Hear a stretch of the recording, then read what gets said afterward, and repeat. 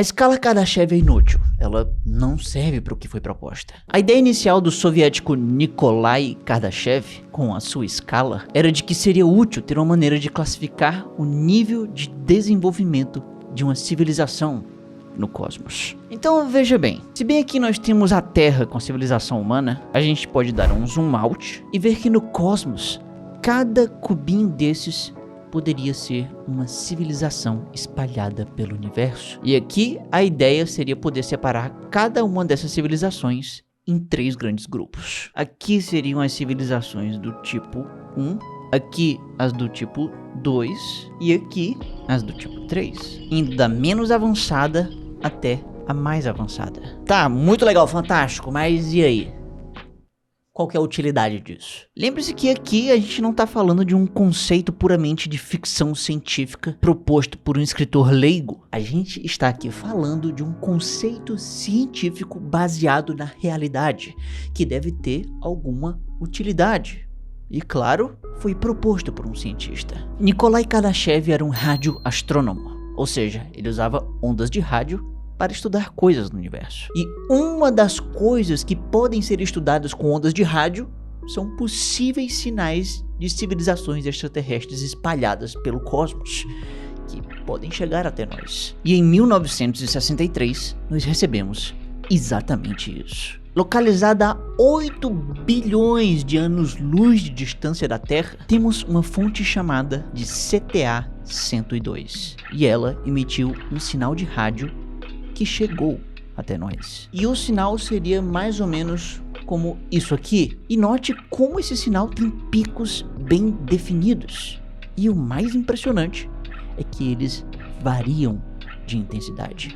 Uns eram maiores do que outros. E isso é muito inesperado. E isso é inesperado porque geralmente a gente não espera que uma fonte de ondas de rádio varie tanto. Algo natural por aí, como um corpo celeste no universo, a princípio não deveria ser capaz disso. Porém, se isso aqui fosse algo artificial, poderia fazer mais sentido.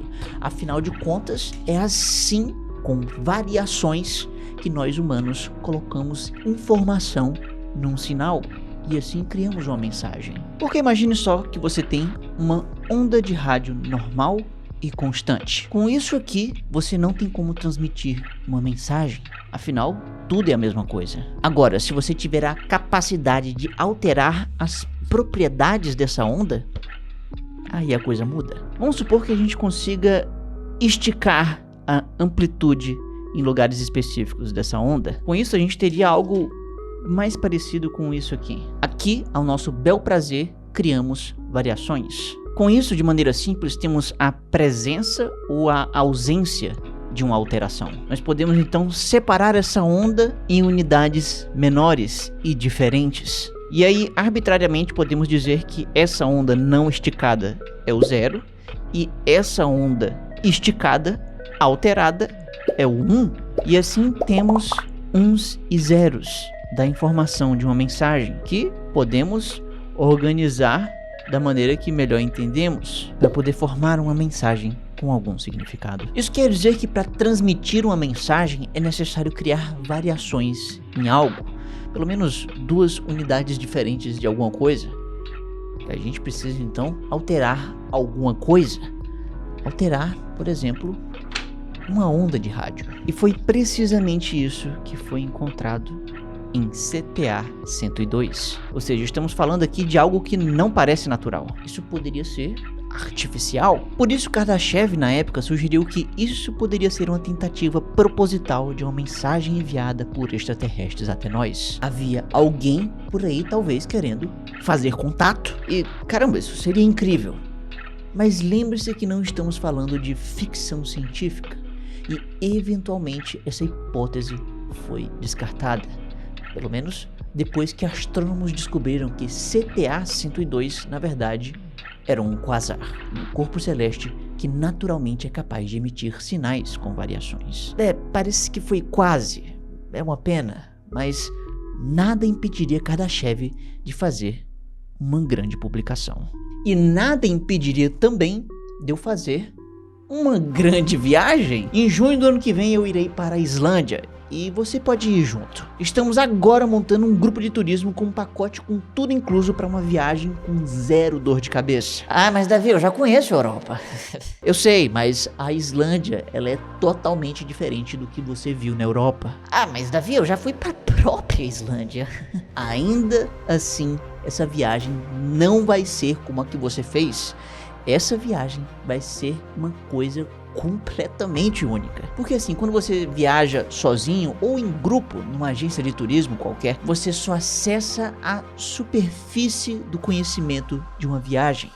Você não chega tão fundo. Porém, nessa viagem agora que vamos fazer, o foco dela vai ser aprender sobre o lugar através de experiências. Ou seja, não vai ser só um guia de turismo falando fatos aleatórios rapidamente porque o resto do seu grupo não tá tão interessado assim. Tipo, gente, esse aqui é o vulcão islandês tal.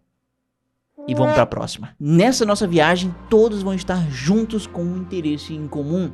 O conhecimento que aquele lugar carrega. Então, além da gente ter um guia lá que vai estar explicando tudo, eu vou estar lá para conversar com você. Vamos gravar conteúdo para o canal e, se você quiser, você pode participar durante a viagem. Então, por exemplo, o nosso guia vai falar sobre o vulcão X com calma.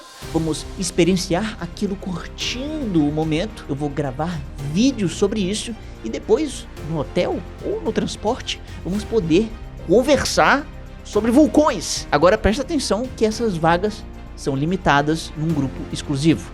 Por isso, aproveita logo clicando aqui no primeiro link na descrição ou no QR Code aqui na tela. Nesses lugares você encontra o roteiro todo bonitinho, certinho e o contato da agência de turismo que está organizando tudo. Você pode perguntar qualquer coisa para eles e eles vão tirar suas dúvidas sobre a viagem Islândia. Gelo, fogo e silício. E se liga nesse artigozinho aqui que Kardashev publicou. Isso aqui foi publicado em 1964. E esse é o famoso artigo científico Transmissão de Informação por Civilizações Extraterrestres. E olha só que doideira que ele sugeriu. O universo é muito grande e velho. E com isso, bem aqui pode ter surgido a Terra em que a civilização humana começou há alguns milhares de anos. Mas, hipoteticamente, podemos supor que bem aqui, nesse outro lugar, tenha aparecido uma outra civilização. E outra aqui, e outra aqui, e aqui, e outra aqui. Várias civilizações. Então o universo poderia estar repleto de civilizações. E o que é mais louco de se pensar aqui é que a maioria dessas civilizações alienígenas poderiam ser mais avançadas que a nossa humana. E as probabilidades estariam em favor disso. Esse planeta aqui não é a Terra, mas é um pouco parecido. E segundo estimativas, se a gente olhar somente para planetas como esse aqui, que são parecidos com a Terra, a idade média de planetas como esse aqui fica em torno de uma faixa que vai de 5,5 até 7,3 bilhões de anos. Sendo que a Terra é mais nova do que isso. O nosso planeta tem apenas 4,5 bilhões de anos. Ou seja, se a gente fizer as contas aqui, a maioria desses planetas é 1 bilhão a 2,8 bilhões de anos mais velhos que o nosso mundo. Então vamos dizer que se daqui pra cá a gente tem uma linha do tempo do universo, em que aqui temos o início do universo e bem aqui temos o presente, e aí nessa escala vamos botar a linha do tempo da Terra. Bom, a Terra ela surgiu mais ou menos há uns 4,5 bilhões de anos, seria mais ou menos essa faixa de tempo aqui, e você e eu estamos bem aqui no presente da linha do tempo da Terra. E aí eu te pergunto, sabe quando que nessa linha do tempo a nossa espécie surgiu? Não foi muito longe daqui, não dá nem para poder diferenciar, foi praticamente no presente, foi tipo ontem do ponto de vista do universo. Os Homo sapiens surgiram há cerca de mais ou menos 200 mil anos, que não é nada perto dos mais de 13 bilhões de anos do universo. Beleza, agora vamos botar esse mundo mediano e padrão, que não tem nada demais, mas por estar na média, esse planeta não surgiu na mesma época que a Terra, ele surgiu um pouco antes, pelo menos 1 bilhão de anos antes. Com isso, vamos supor que tanto na Terra quanto nesse planeta mediano, a vida demorou exatamente o mesmo tempo para surgir, adquirir inteligência, criar tecnologia e construir uma civilização.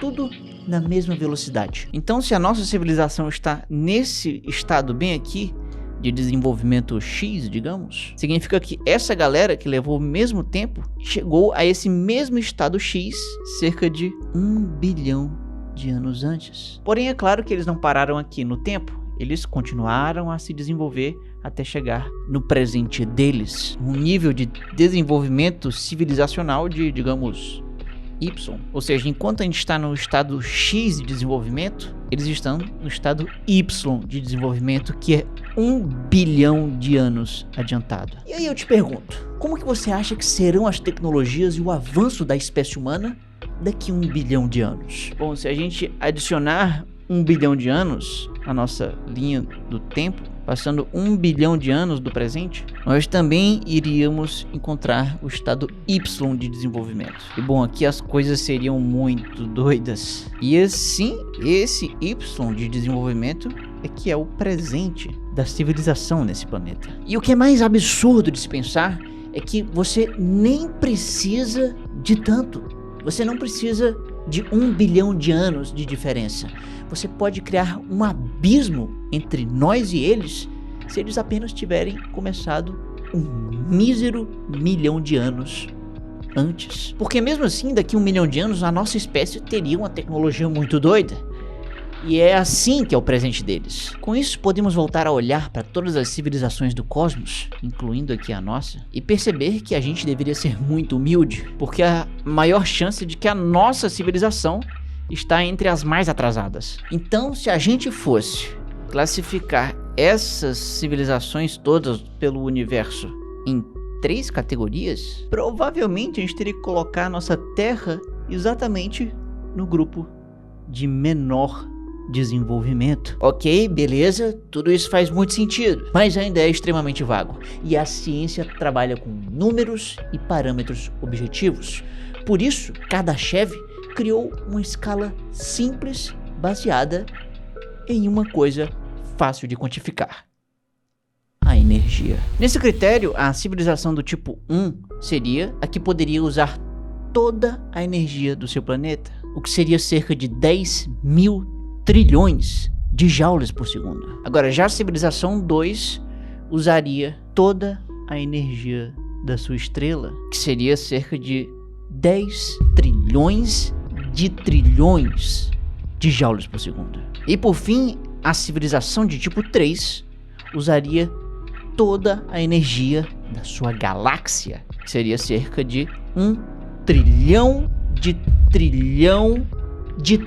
de joules por segundo. Essas são ordens de grandezas tão grandes que a própria humanidade aqui na Terra não se encaixaria nem na categoria 3, nem na 2 e até mesmo nem na 1. E é por essas e outras que outras categorias extras foram criadas nessa escala. O tipo 0 é uma categoria que inclui civilizações pré-tecnológicas, sem domínio de nenhuma fonte de energia, além da própria energia química dos alimentos. Ou seja, estamos falando de 0 joules. Então, nesse caso, a humanidade estaria não aqui no 0 exatamente, mas algo entre 0 e o 1, porque nós saímos já da época pré-tecnológica, mas ainda não chegamos lá em dominar toda a energia do planeta. Certo, isso aqui já ajuda a gente a classificar melhor uma civilização como a nossa, por exemplo.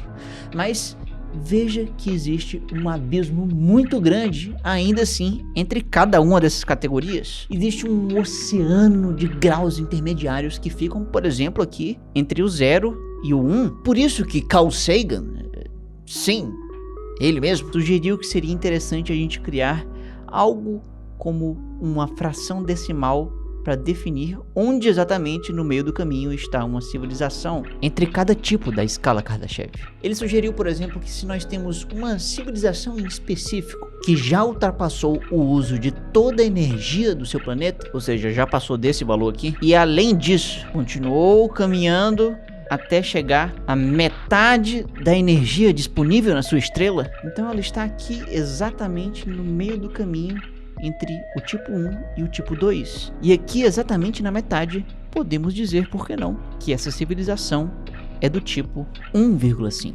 E aí isso significa que aqui nós humanos, que já percorremos 70% do caminho entre o tipo 0 até o tipo 1, nossa civilização pode ser classificada como o tipo 0,7. E claro que o número exato da nossa civilização pode ser meio debatível, mas a ideia é essa. Além disso, foram adicionados os tipos 4 e 5, em que 4 é o uso da energia de todo o universo e 5 é a de todo o multiverso. E sabe-se lá qual que é o valor absurdamente alto de energia que essas categorias poderiam ter ao seu favor. Pois é, talvez não valha a pena a gente entrar em detalhes de valores estimados para essas categorias, porque nós sabemos que de qualquer forma não existem esses dois níveis mais avançados. Quer dizer, se houvesse, a gente saberia, obviamente, que eles existem, porque eles estariam usando toda a energia do nosso Sol. E aí não sobraria nada pra gente. O que claramente não é o caso, ainda bem. Tá, mas e aí? Pra que serve essa enorme escala Kardashev?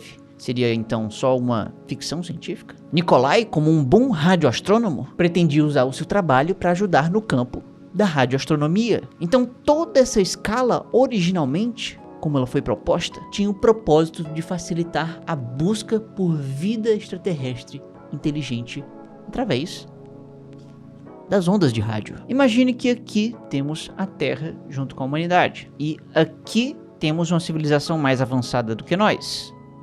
E aqui uma civilização menos avançada do que nós. E elas estão na mesma distância até a gente. Beleza, muito bem. Então, ambas essas civilizações estão emitindo ondas de rádio em nossa direção. E não me entenda mal. Ondas de rádio são ótimas em viajar pelo espaço carregando mensagens, porém elas têm um limite.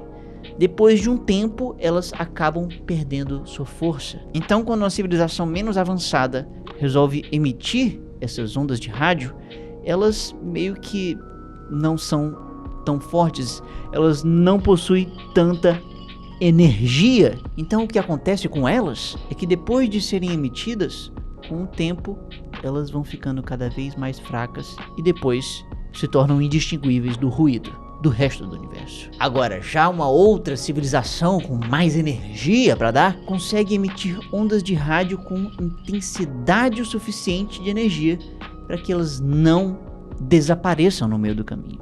E assim conseguimos captar um bom sinal de rádio daqui da Terra. Ou seja, fontes mais energéticas de civilizações mais avançadas seriam mais fáceis de detectar daqui da Terra. Então a escala Kardashev, como foi originalmente proposta, com 3 tipos, tinha como ideia central que civilizações mais avançadas usavam mais energia e com isso suas ondas de rádio eram de maior intensidade e seriam mais fáceis de detectar. Então desses 3 tipos da escala, o tipo 1 teria uma energia baixa demais e as suas ondas de rádio não seriam tão fáceis de detectar aqui da Terra. Então tudo que é igual ou menor do que 1 seria descartado. E a civilização do tipo 3, que emitiria ondas de muita energia e poderia ser facilmente detectado aqui da Terra, bom, elas não existem na nossa galáxia, porque senão elas teriam já usado toda a energia do nosso Sol. Então tudo que é igual ou maior do que 3 também é descartado. Com isso, o que sobra são as civilizações do tipo 2. São as civilizações do tipo 2 que podem existir por aí pela nossa galáxia e serem barulhentas o suficiente, terem ondas de rádio com energia o suficiente para que a gente possa detectar. Finalmente, a gente sabe qual a utilidade prática da escala Kardashev, mas ela tem um sério problema. Porque, como é que eu posso dizer, as ondas de rádio e a facilidade de detecção de uma civilização não estão necessariamente correlacionadas. A energia das ondas de rádio de uma civilização e a energia total dela são coisas bem diferentes. Veja o próprio exemplo da humanidade. Nossos radares mais potentes que existem por aí têm um pico de fluxo de energia de frações de segundo que é de dezenas de milhares de vezes menor do que a humanidade consome de energia em 1 segundo. Isso é várias ordens de grandeza menor do que os valores da escala. E o pior é que essa fatia pode ficar proporcionalmente ainda menor com o passar do tempo. Porque, de novo, se a gente olhar para o nosso exemplo humano, nós já fomos muito mais barulhentos no quesito ondas de rádio. Nossas tecnologias antigamente eram muito baseadas nessas tais ondas de rádio. Mas acontece que as nossas tecnologias foram mudando e agora temos outras formas de comunicação que não envolvem ondas de rádio. E você está usando uma delas exatamente agora para me ouvir. Ou seja, a gente está consumindo muito mais energia, mas ainda assim estamos cada vez menos barulhentos, estamos cada vez mais difíceis da gente ser detectado por ondas de rádio por outras civilizações. E bom, é meio engraçado pensar isso, mas a escala Kardashev foi criada nos anos 60, onde o rádio tinha uma importância muito maior do que hoje, e talvez por isso fazia talvez um pouco mais de sentido na época, parecia ter uma utilidade.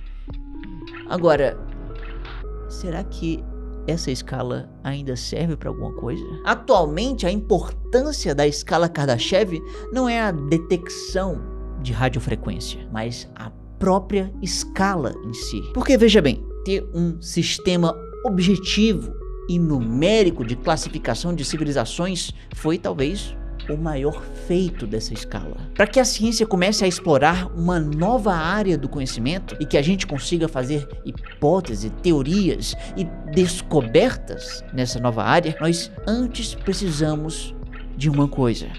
Precisamos de organização. Precisamos organizar mentalmente com classificações e vocabulário uma nova área do conhecimento. Só assim nós vamos poder continuar a explorá-la. Afinal, como que Charles Darwin poderia criar a teoria da evolução se antes dele não tivessem inventado um sistema de classificação de espécies? Como que, por exemplo, também Isaac Newton conseguiria vislumbrar as suas leis se pessoas antes dele não tivessem criado o vocabulário de energia, massa, tempo e espaço? Bom, o que eu quero dizer com isso é que a escala Kardashev pode ter sido pensada originalmente para ser útil para uma coisa, mas com o tempo a sua utilidade acaba sendo outra, talvez mais importante. Ela classifica e organiza, ela faz a faxina em um novo cômodo da casa do conhecimento humano, o deixando pronto para que mais gente entre e faça descobertas. Quem sabe Kardashev pode ser visto no futuro como um gigante em que outros, muitos anos depois, vão se apoiar nos seus ombros. Kardashev pode possibilitar novos Darwins e Newtons nessa nova área que ele organizou. Isso seria incrível e o futuro nos aguarda. E só o tempo pode nos mostrar. E o tempo passado pode nos mostrar como que talvez a vida tenha surgido no espaço. Agora, para saber como que a vida pode surgir no espaço, basta clicar bem aqui, no maior canal de ciência do Nordeste. E me siga nas minhas redes sociais para ver meus vídeos curtos. E veja aqui o primeiro link na descrição e esse QR Code aqui na tela para conhecer melhor a nossa viagem para a Islândia. Vai ser incrível e te vejo lá. Tchau!